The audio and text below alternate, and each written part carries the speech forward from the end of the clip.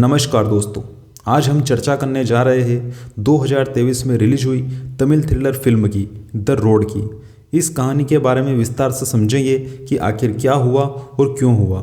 कहानी शुरू होती है एक राष्ट्रीय राजमार्ग NH-44 से, जहां एक कपल रात के समय गाड़ी में जा रहा है, लेकिन अचानक उन्हें कुछ लोग रोक कर मार डालते हैं। यह घटना शुरुआती तौर पर एक आम सड़क दुर्घटना जैसी दिखती है।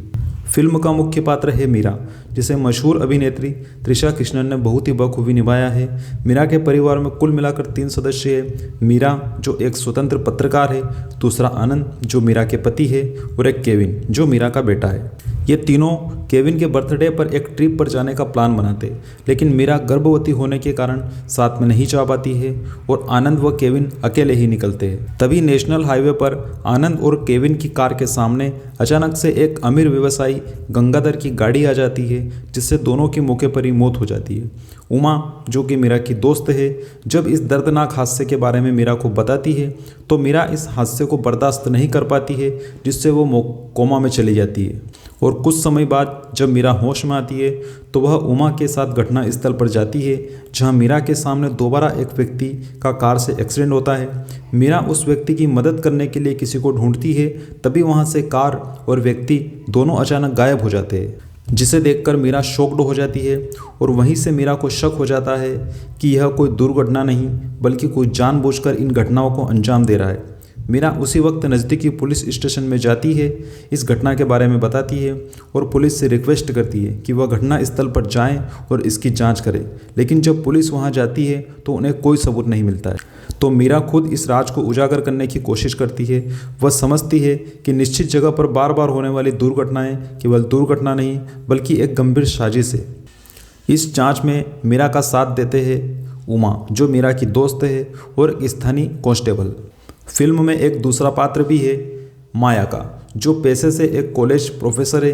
उसकी ज़िंदगी बुरी तरह उलझ जाती है जब एक छात्रा उस पर भ्रामक आरोप लगाती है और वह नौकरी तथा सम्मान दोनों खो देता है। धीरे धीरे यह पता चलता है कि माया की कहानी और मीरा की यात्रा का भी जुड़ाव है, लेकिन क्या जुड़ाव है ये आपको फिल्म देखकर ही पता चलेगा। मीरा जांच के दौरान पता लगाती है कि एक क्रिमिनल नेटवर्क NH-44 पर यात्रियों को फंसाकर हादसे करवा रहा है। इस समूह के कुछ प्रमुख सदस्य हैं प्रसाद, चिल्ला और माया।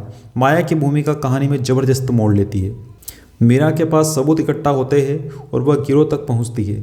यह संघर्ष शारीरिक और मानसिक दोनों स्तर पर होता है, जिसमें वह कई कठिन पड़ावों से गुजरती है। कहानी का अंत आपको यह सोचने पर मजबूर करता है कि कैसे राजमार्ग जैसी आम जगह भी किसी के जीवन की तिजोरी बन सकती है, जब भ्रष्ट लोग उसका गलत फ़ायदा उठाते हैं।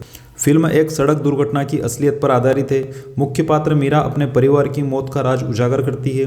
इस साजिश में गिरोह और भ्रष्ट लोग शामिल है। कहानी में एक पैरेलल सब प्लॉट भी है जो माया की ज़िंदगी से जुड़ा है। कहानी अंत तक एक थ्रिलर जैसी खोज और एक्शन में बदलती है। द रोड कहानी है दुख, जांच, सच्चाई और बदले की, जो दिखाती है कि कैसे एक आम सड़क भी कहीं ना कहीं जाल और साजिश का केंद्र बन सकती है। मीरा की हिम्मत और सच्चाई की खोज ही इस फिल्म का मुख्य संदेश है। Thanks for watching.